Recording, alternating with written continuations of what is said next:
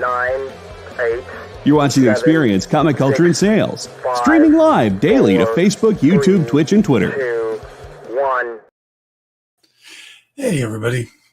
Normally I start off the show with a joke. And I didn't really come up with a good joke for today. What I did do while researching our topic was one of the books I used in the topic is a book by the late Darwin Cooke. Now, Darwin was an incredible creator, writer, artist. He passed away back in 2016, in May of 2016, and it was a shock. I mean, but I wanted to tell the story about how I met him twice, because they were very different events and they were very unique events. The first time I met Darwin, I didn't really get to meet him. I was at the Wizard World Los Angeles show in Long Beach. I know that doesn't make a lot of sense, but yeah, I was in Long Beach. And we had gone to, what was it, the Rock Bottom Brewery or something like that, there in Long Beach on Ocean Boulevard. My wife at the time and I, and a couple of the creators I was there with. And we were at a table here. And then over here was a table of some Marvel people. I recognized like John Cassidy and Axel Alonso and stuff like that. And another party had just left, and Darwin was part of it. And I don't know what the situation was, but it appeared Darwin wasn't happy with somebody at the Marvel table. You know, Cassidy wasn't at the Marvel table. He was at the next table over. So across from us with the Marvel table kind of in between. Now, Darwin decided to, in some way, show his distaste or displeasure with the editor at Marvel. And I think it was Axel, but I don't know for sure. And he picked up a glass off of one of the tables that appeared to have the last remnants of a chocolate martini. And he threw them just like that at Axel or whoever it was at the table he was aiming at. But because the martini glass is V-shaped, it didn't just nicely go forward, it spread out.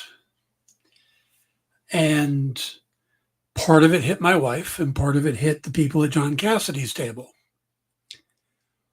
Well, I wasn't even certain who Darwin was at that time. This was quite a while ago. So I got up and started going around the table towards this guy who just threw a drink on my wife. And Cassidy got up from his table and came around because somebody at his table had gotten hit. And we come up, and as soon as the two of us, I'm a big guy. John Cassidy looks like he can fight. As soon as we come around, Darwin dashes out the front door.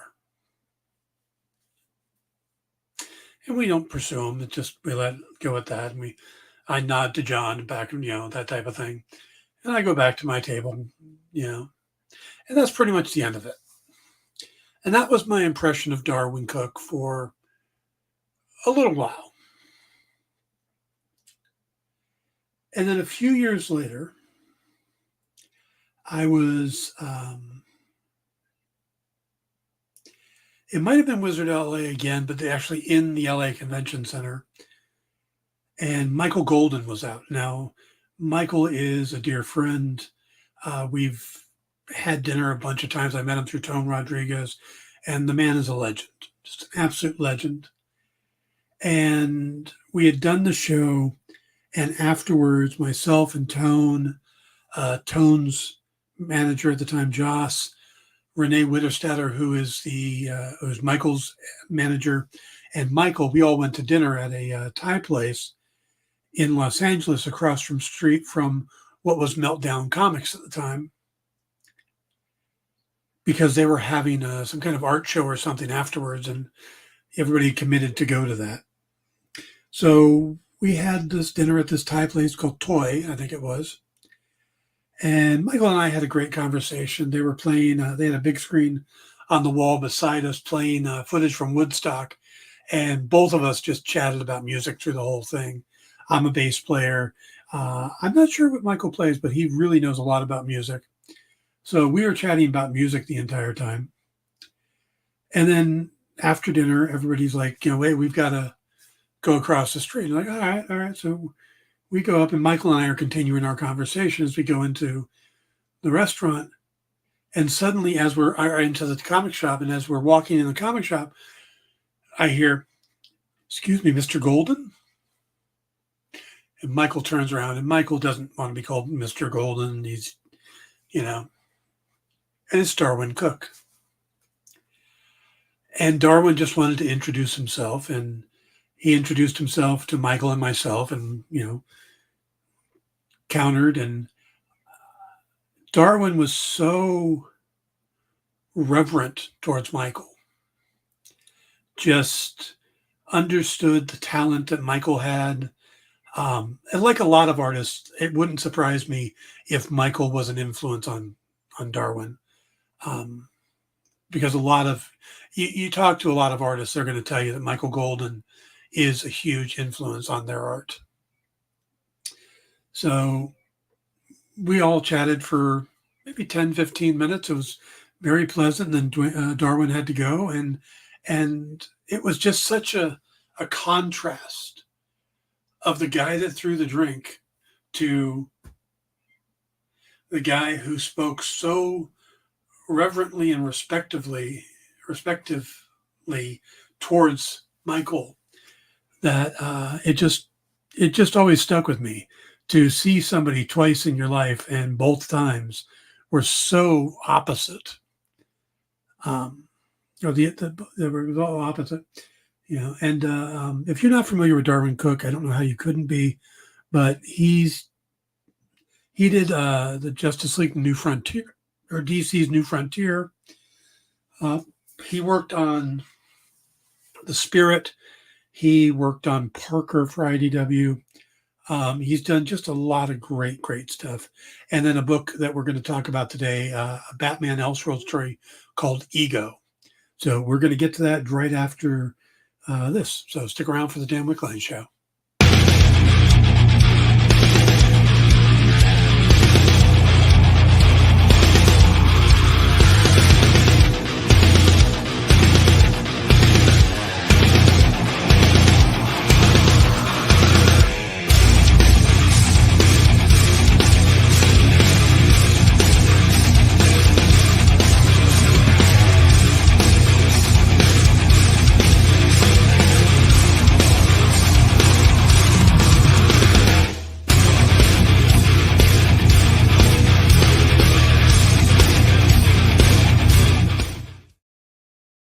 Hey, everybody, welcome to the Dan Wickline Show here on The Experience. Remember to stick around today.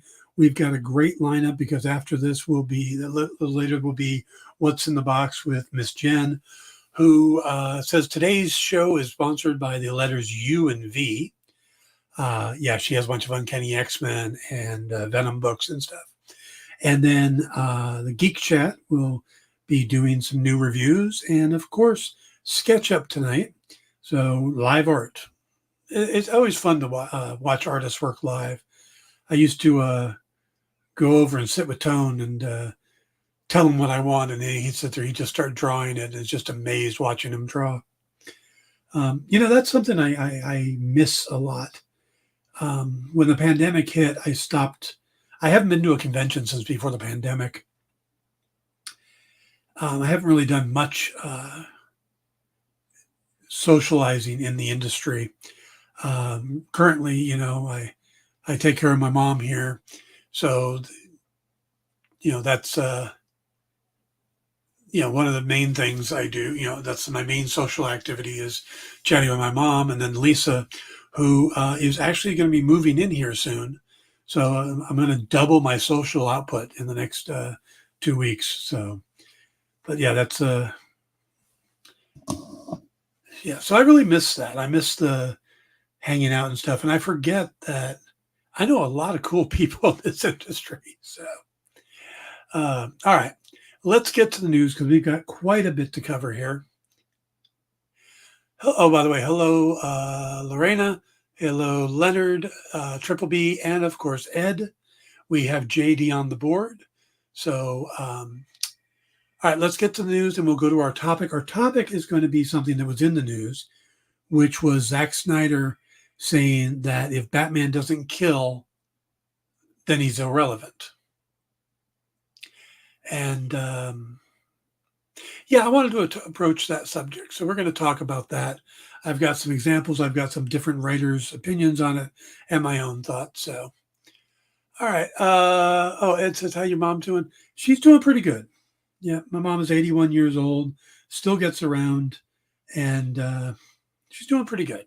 So, all right, let's get into news from Warner Brothers, since we were talking about Batman, is that we're going to have to wait a wee bit longer for the return to Gotham City. The sequel to Matt Reeves' The Batman has been delayed until October 2nd of 2026, 1 year after it was originally scheduled to be released. Now, speculation is that the delay was caused by the screenwriters and the SAG strikes, but moving it out an entire year means that the WB really wants it in October, which is kind of strange since the first film was actually released in March of 2022.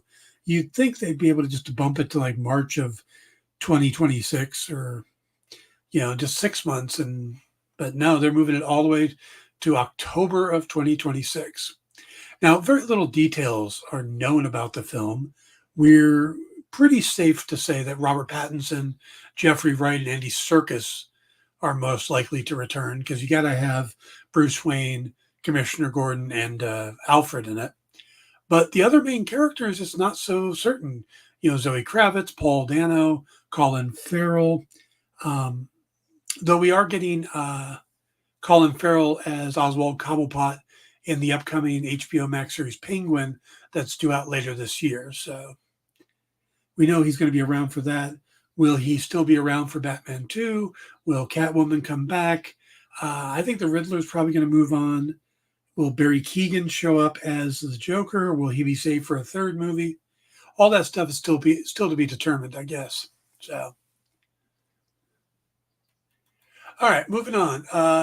X-Men 97 showrunner and executive producer Beau DeMayo has been fired off the series prior to its debut, prior to the premiere even. He had completed work on both seasons 1 and 2 before being let go and was not at the Hollywood premiere last night.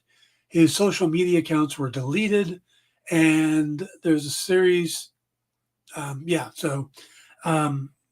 know Brad Winderbaum addressed this, but only in so much to say that Bruce did a really good job, or Beau did a really good job on the series. He didn't talk about his leaving or anything. So the series is a continuation of the popular 90s animated series that ran on Fox, of course. But this wasn't DeMayo's first Marvel project with Marvel Studios. He also worked on the Moon Knight series for Disney Plus, and he had done a pass on the Blade movie script. So, but no official reason for his firing has been given. All right. Now, if you think that Patty Jenkins' Star Wars movie is dead, like a lot of insiders did, you'd be wrong. Jenkins spoke to TCM/Max podcast and said that she had stepped away from Rogue Squadron to do the third Wonder Woman movie with the option to return once the movie was completed. When Wonder Woman 3 was canceled, Jenkins completed her deal with Lucasfilms just prior to the writer's strike and says she's now working on the draft of the movie. So this movie is very important to her. Rogue Squadron, of course, being about a squadron of X-Wing fighter pilots. Her father, Captain William T. Jenkins, was an Air Force fighter pilot during Vietnam War, And she said that she always wanted to do a story about fighter pilots. So I'd heard something, Leonard. I heard something about the OnlyFans page, but from what I understand, he's had that for a very long time. And even though OnlyFans has this reputation of being kind of a porn site, it's not just that. Other people use it for different things. It's, in a way, it's the same thing as Patreon, stuff like that. Some people use it that way. So not knowing what his OnlyFans was, it's hard to say. All right, moving on. Neve Campbell has let her fans know through social media that she'll be returning to the Scream franchise in her role as Sidney Prescott. The 7th film in the series will be directed by the original writer, Kevin Williamson, and it's going to be written by Guy Busiek. Campbell last appeared in the 2022 Scream film, which was basically a reboot, but passed on the 6th film because of a pay dispute. The actress said in her post, it's always been such a blast and an honor to get to play Sidney in the Scream movies. My appreciation for these films and for what they have meant to me have never waned. I'm very happy and proud to say I've been asked in the most respectful way to bring Sidney back to the screen, and I couldn't be more thrilled. So, yep, Neve Campbell is back. All right, I don't know about this next story because I think Marvel's trolling us. Because it feels like Marvel Studios has been setting us up for a joke for quite some time now. The WandaVision spinoff series starring Catherine Hahn was originally titled Agatha House of Harkness. Then they changed the name to Agatha Coven of Chaos. And then they changed it again to Agatha Darkhold Diaries. Well, now there's a new report saying that the series is simply going to be called Agatha, and that the 3 previous subtitles will actually be used as episode titles, possibly along with another one that they've heard, Agnes of Westview, which makes sense because when she was in the Hex, her name was Agnes, not Agatha. And where I could see that this is just kind of the natural creative process, it also sets up the fact that they can now say it was Agatha all along. Of course, the line from the surprising popular WandaVision song. So yes, I absolutely think that Kevin Feige and the crew would set us up for that joke. Hey, Kenneth, good to see you. All right, speaking of subtitles, the 3rd film in the Venom series now has both a subtitle and an earlier release date. The Tom Hardy-led Venom, The Last Dance, is moving from November 8th to October 25th. The move up is a little surprising, as it was just the end of last month that we learned from series newcomer June Temple that the film was still in production but close to an end. You would think that with the less than stellar results from the other Spider-Man adjacent films, that Sony wouldn't want to rush the one franchise that makes money, but it is Sony, right? There's also quite a bit of finality to the title. Are we going to be getting the last time Tom Hardy teams up with Venom? I've never been sure why they haven't used the success of Venom to kind of drive the other franchises, but Venom hasn't shown up in any other movies other than a reference in Morbius. So, seems kind of strange to me. All right, a couple more news bits. In other news, Marvel appears to be planning out a way to rehabilitate the character of Iron Fist after the poorly received Netflix series where the first season was written and destroyed by Scott Buck. Now, the titular character was played by Finn Jones, and while he did improve in the Defenders series, season 2 of Iron Fist, where Buck was gone, and his appearance in Luke Cage, the first season of the show was so universally disliked that many people didn't return for the other outings in this role. But a trio of stories indicate that maybe Kevin Feige is going to try to turn fans around on one of his favorite characters. I mean, Feige loves Iron Fist, he wanted to use him before the Netflix deal ever happened.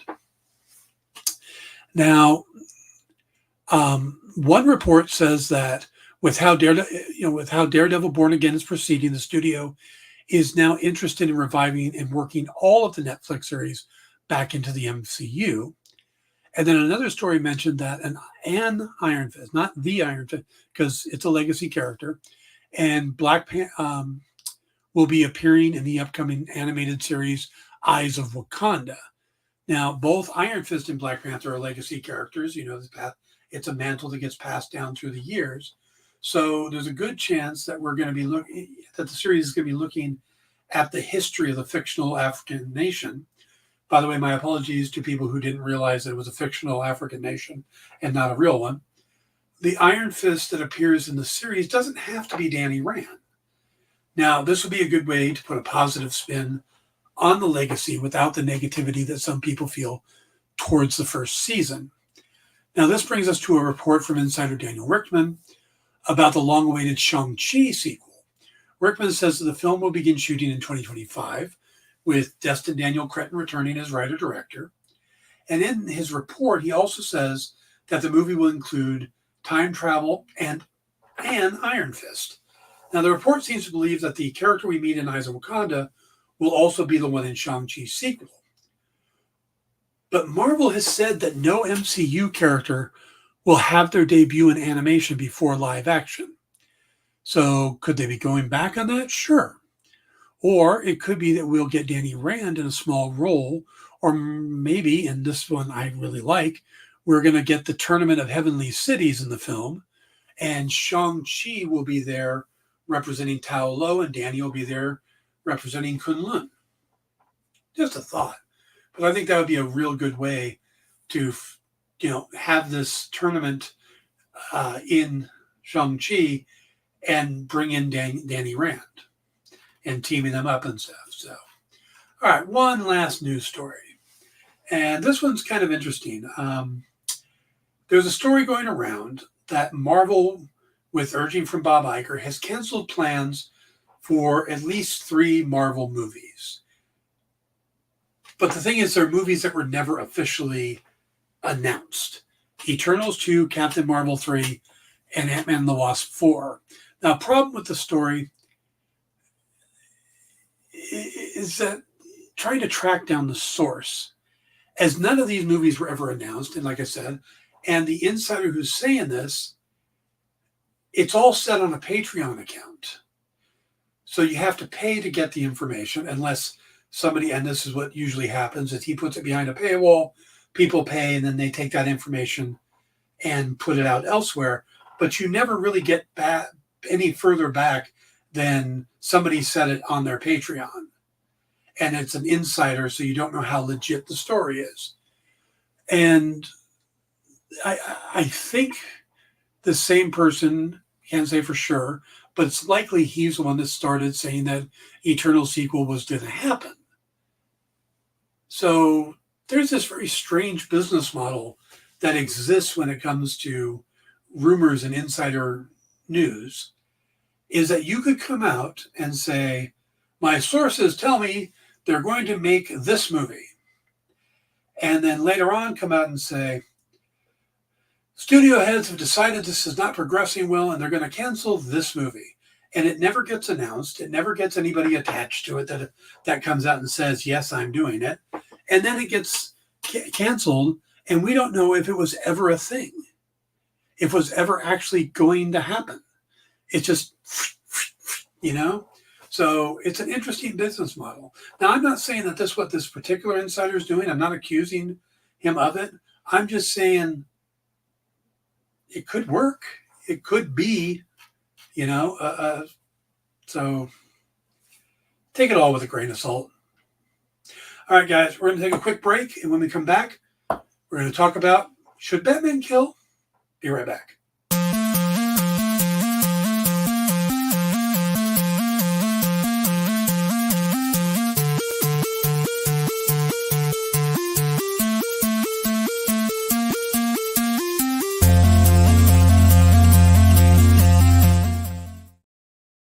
Symphonic verses, nocturnes romance. A song of romanticized darkness, dreaming dead by sleep.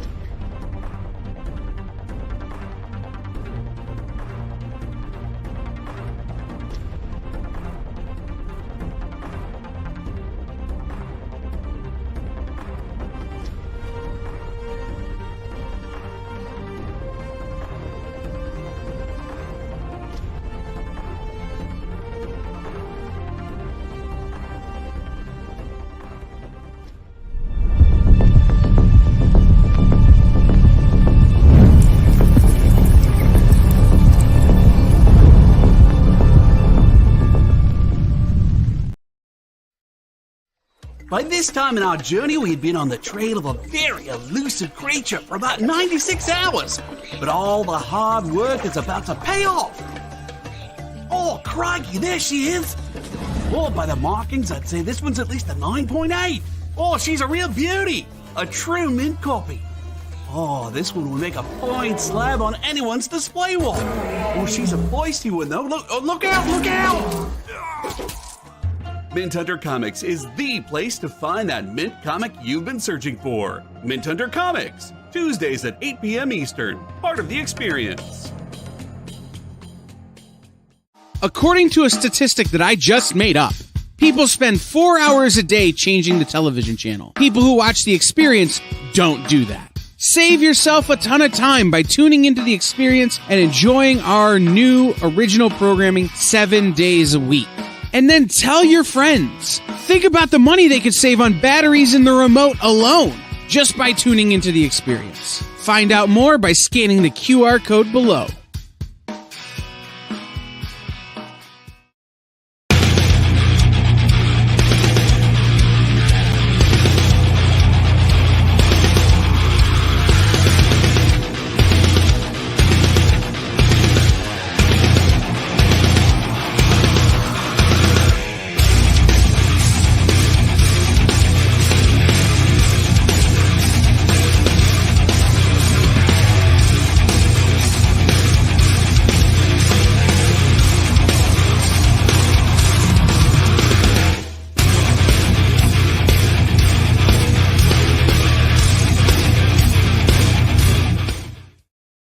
Hey everybody, welcome back to The Experience. Please hit the like buttons. If you haven't subscribed, please do so now.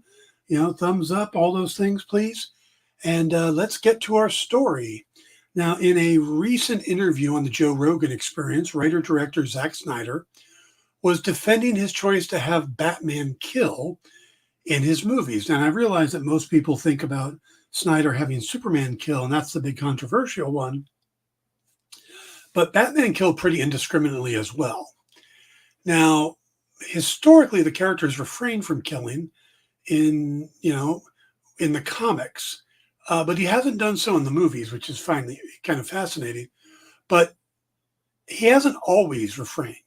If you go back to the early days of the character when he was created by Bob Kane and Bill Finger, he'd use guns. It was pretty obvious that the bullets weren't firing just to tickle people. So yeah, I mean, he killed people.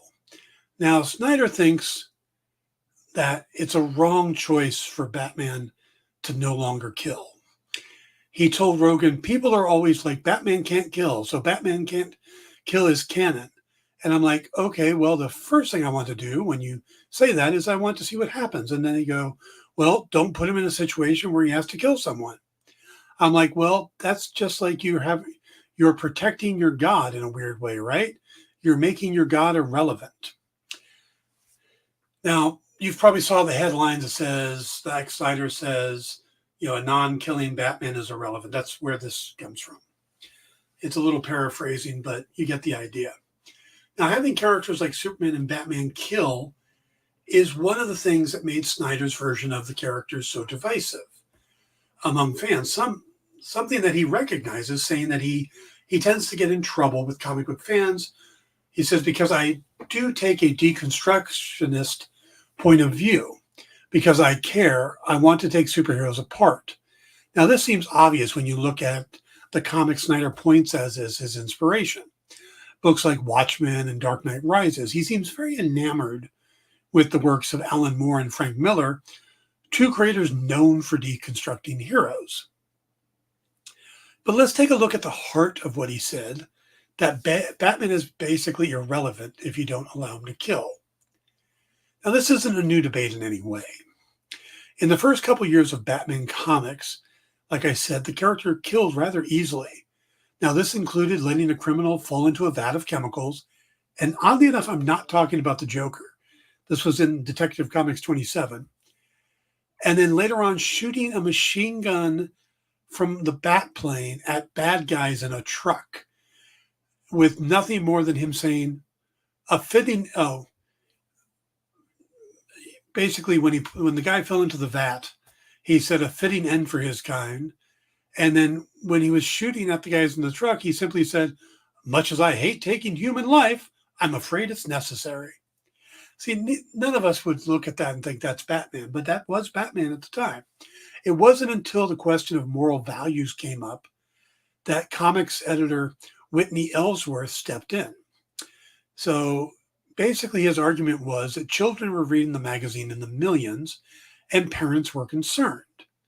So he put a no-kill order in, and this kind of split the creative team. Bob Kane, who ended up writing his personal memoir that he hated the character losing his lethal edge because it took him away from his true pulp hero origins.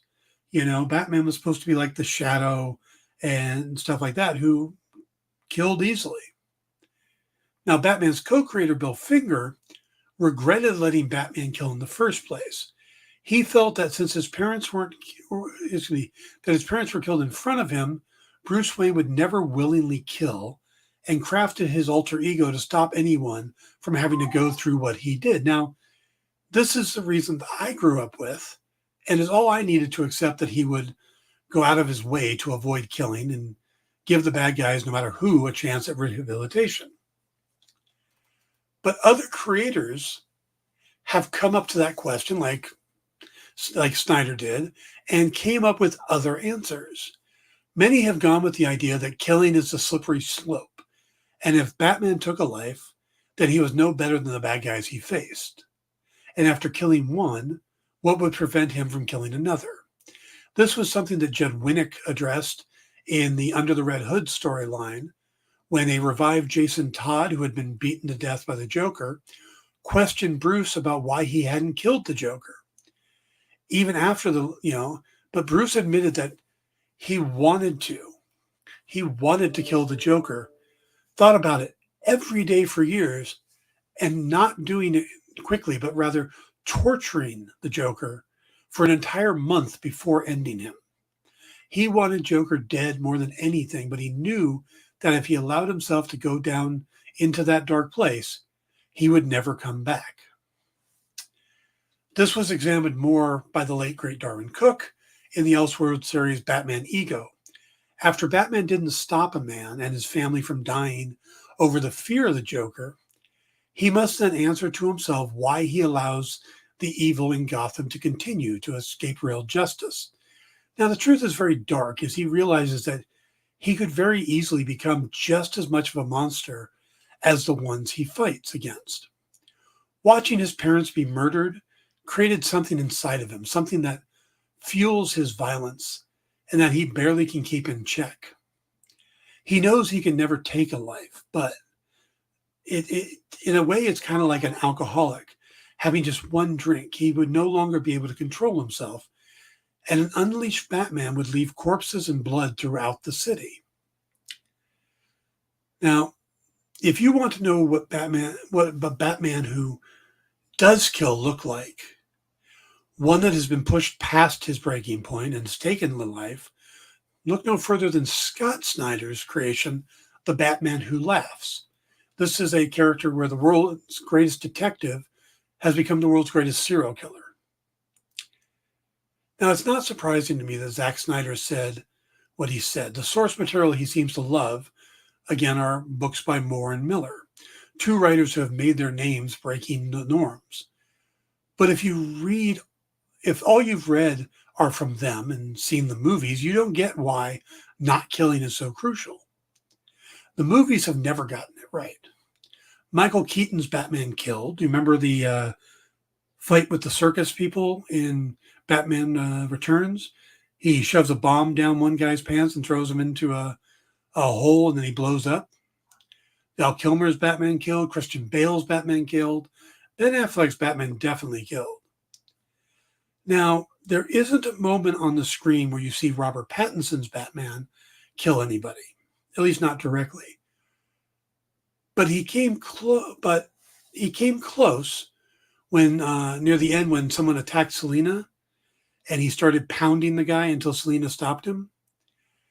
And there sure seemed like there might have been some major collateral damage when he was chasing Cobblepot on the highway. I'm almost certain that sub-truck driver that got flipped over and burst into flames, he's probably dead. I don't know if you put that one on Cobblepot or you put that one on Batman for chasing him. So, yeah, if your main reading has been more Miller and you watch the movies, then there's a good chance you might not even know that Batman doesn't kill. Now, another writer who specializes in deconstructing heroes has spoken on this too. Grant Morrison, he says he looks at Batman's decision not to kill as more than just what separates him from his rogues galleries, but is an essential part of the character. To quote him, he says that Batman puts himself in danger every night, but steadfastly refuses to murder is an essential element of the character's magnificent, horrendous, childlike psychosis. Bruce Wayne never really grew out of the childlike state, stuck forever as the little boy who lost his parents in Crime Alley. Now, we all know that his parents' death was the motivating factor for Bruce. It only makes sense that he wouldn't want anyone else to suffer the way he did.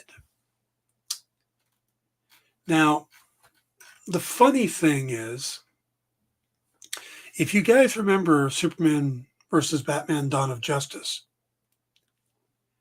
Snyder was that close. Zack Snyder was that close to getting it right. The much reviled Martha moment in Superman Batman could have been huge if it was given a little more setup and a beat to breathe.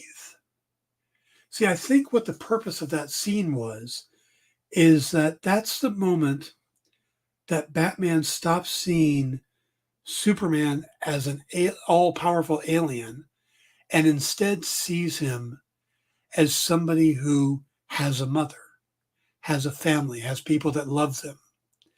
He sees him at that point no different than a young Bruce Wayne watching his parents get killed. That people, his death would hurt people. And if they would have given you a moment where Bruce, earlier in the film, where Bruce has to convince himself, maybe in a conversation with Alfred, that he's just an alien and that, killing him would save more lives and, just finding him justifying it. And then the Martha moment would make more sense, especially if he reacted a little better. Then why did you say that? Why'd you say that name? They could have played it a little differently, but I think it was on the verge of being the right thing, why Batman stops. But it doesn't help the fact that he was mowing down people with a machine gun on his car, and later on, when he's going off to save Martha, is just killing the KGB beast and his men. So, but he had that moment that could have been it. So I find that fascinating. But see, that's the thing with Snyder, is he wants that shock. He wants to have that moment that surprises people, that pushes them over the edge. And instead, he doesn't know how to set it up right, to not make it feel completely wrong for the character. Now, as a writer, the first thing I do when I start working on someone else's character is I lean into who the character is, what makes them tick, what things define them. And then I focus on one of those things. That becomes my story. whether it's the importance of the legacy to whoever becomes the new Phantom, or it's the fact that everybody believes the Green Hornet is a criminal, or that Shadowhawk breaks the backs of his bad guys because he doesn't trust the justice system. You lean into that and you can find your story there. Now, Batman's vow to not kill is definitely one of those character defining things. It's not that he's not allowed to kill. It's that he wouldn't. And if you make him do so, then he's no longer Batman. Now, let's switch over to another Ben Affleck character or movie. When he played Daredevil, a lot of people were upset because Daredevil let the Joe Quesada character die on the train tracks. Now, that's not the Daredevil we know. But the fact is that Daredevil wasn't really Daredevil at the beginning of the movie. He was a costume vigilante. The arc of that movie was he went from being the vigilante to being a hero. He made choices along the way that took him from that vigilante set. And now, he's the hero at the end of it. If you ever see the director's cut of Daredevil, one of the important scenes that gets cut actually fed into that arc, which was when Matt and Elektra are on the roof and the rain comes and he can see Elektra because of the rain. There's a scream for help. In the theatrical release, Matthew ignores the scream and he goes and has sex with Elektra. And this was specifically a producer's request. He wanted that scene in it. If you watch the deleted footage of the director's cut, well, no, the actual director's cut, it's in it, not the deleted footage. Matt goes and saves the life, goes and helps the person rather than going for the selfish moment. And you see that's the character arc. So those moments together, you start seeing what they were doing with the character and where it wasn't our Daredevil at the beginning of the movie, it was our Daredevil at the end. And you've got to allow writers and creators to be able to make that arc. With Batman, though, the killing thing is a little more ingrained into who he is. So having Batman kill really, because, we've seen early days of Batman where he's struggling with the gear, the fighting, the stuff like that, or the detective work. Those are all fine. But who he is and why he won't kill, that's pretty solidified in Crime Alley that day. So having him kill is probably one of the things you really shouldn't do. Yeah. Now, you might be able to get away with a young Batman accidentally killing in his career and to solidify his no-kill clause, or an older Batman at the end of his career who makes a mistake and then afterwards hangs up the cowl. But a Batman in his prime taking a life just strays too far from who the Batman is. Now, Ed says, I never really read Batman. Is the Joker he's fighting today still the original Joker? I believe he is, yes. If he is, he needs to kill, because how many times do you have to let someone escape and mass murder people? Now, I get that. I absolutely do get that. And that's something people do bring up. But there's a line you don't cross. And that's Batman's line. He won't cross that line. And again, whether you believe it's because of what happened to his parents, or you believe it's because he is a child of violence, the violence act he's seen. He knows that he will, like an alcoholic, one drink, one kill will put him down to where he's always going to kill. The reasoning doesn't matter as much as it's ingrained into the character. Leonard says, how different would the show have been if Adam West's Batman had killed? That would have changed the entire tone of the show. That would have been absolutely shocking. Speaking of the Adam West Batman, did you guys watch the Oscars the other night when Danny DeVito and Arnold Schwarzenegger came out? And they said they were paired up not because they were done the Twins movie together, but because they were both having been Batman villains. They talk about how Batman defeated them, and then they look out in the crowd and realize Michael Keaton's there. And Danny DeVito's like, he's here. The son of a bitch is here. Well, if you look at Michael Keaton in the audience, he brought an ascot with him. And even though earlier when he was on stage, he wasn't wearing it, he put it on for that joke because he knew that joke was coming. It was a setup. He put the ascot on because that Adam West used to wear an ascot in the original Batman series. I just like that touch. So, let's see. JD says, to me, Batman and all his good villains are just elements of broken psyche, fear, rage, madness, all locked in a forever struggle. You can't kill a part of yourself. See, now I agree with you on that, JD. I've always looked at Batman as being a many-faceted character. And each of his villains are kind of a mirror contrast of the different aspects of the character. The Riddler is the antithesis of the world's greatest detective. Bane is the antithesis of him being one of the world's greatest fighters.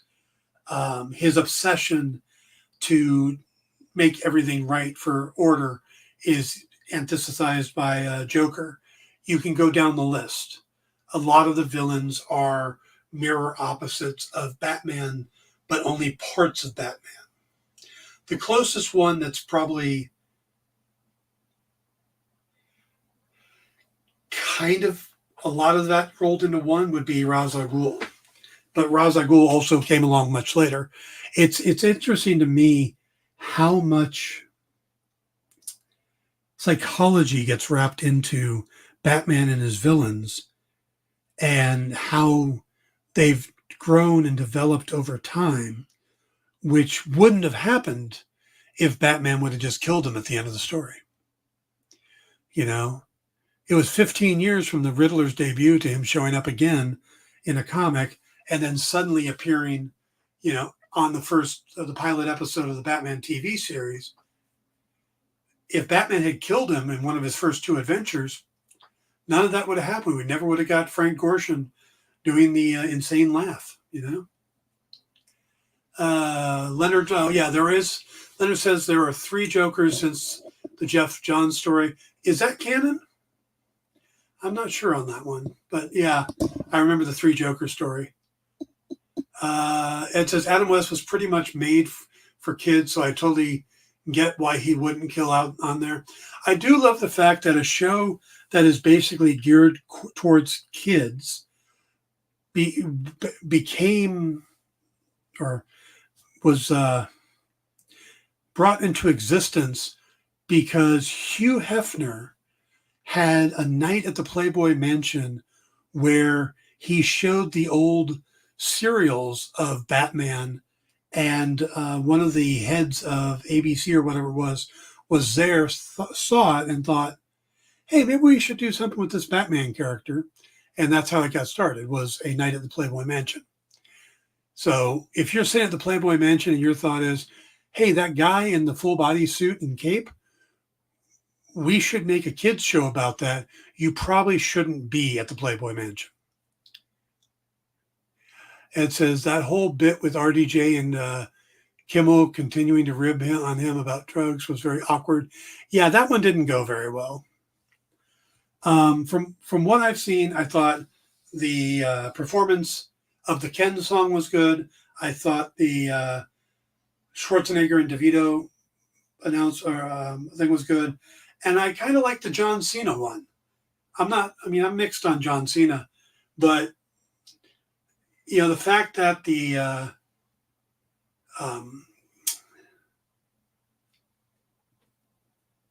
clothing designers are on verge of striking, and this was a way for him to make a statement because their slogan is "Without us, you're naked." Costume designers. It was a way to kind of nod to them, give their the support. So I thought it was a pretty funny bit. So, Leonard says, I think it was canon on two Jokers were fighting in the Batman books recently. They ended up falling into a body of water and only one came up. Fair enough. We don't know which one, All right, guys, let's take a quick break. We'll come back. I've got just a couple key collectibles for you, and then we'll wrap up the show. So we'll be right back. Did you know that every experience show, including some exclusive content, streams on Twitch? Check it out, twitch.tv/the_EXP. Or just scan that QR code. My name is Mark Weiss, and I am the founder and president of an organization called Comic Books for Kids. 6 years ago this month, we embarked on a journey of passion and heart. Our goal was to make a difference for children in hospitals and cancer centers.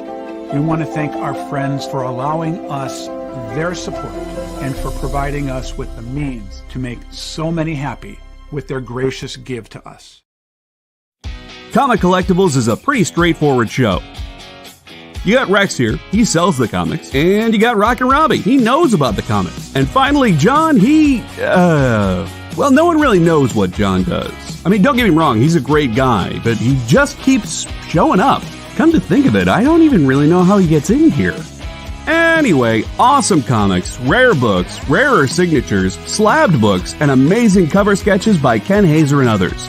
Simple formula, you want the comics, you buy the comics. To sum up, Rex sells the comics, Robbie knows the comics, and John, who might possibly be a ghost. I mean, seriously, has anyone ever seen him show up or leave? Comic Collectibles with Rex and John, Mondays from 6 to 8 Eastern on The Experience. Comic Culture and Sales.